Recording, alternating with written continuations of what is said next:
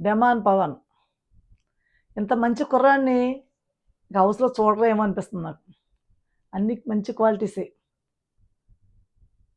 రీతు విషయంలో ఒకటే మనకు కనిపిస్తుంది, మిగిలినవన్నీ కూడా పక్కన పెట్టేస్తున్నారు ఆ విషయాలు వచ్చేసరికి. అతను టాప్ 5కి డిజర్వ్ క్యాండిడేట్ కాదని ఎవరైనా చెప్పగలరా? అది అబద్ధం అవుతుంది.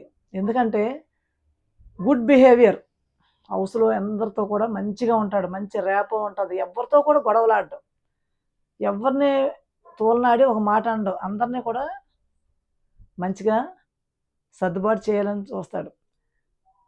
అలాగే 2 సార్లు కెప్టెన్ అయినా కూడా ఎక్కడా కూడా ఓన్గా ఆడాడు, కెప్టెన్ అయ్యాడు. అక్కడ సపోర్టింగ్ టాస్క్లు లేకపోవటం వల్ల డెమాన్ కెప్టెన్ అయ్యాడు అనిపించింది. ఈ తొక్కలో సపోర్టింగ్ గేముల వల్ల కొంపంత సర్వనాశనం అయిపోయింది అనిపించింది.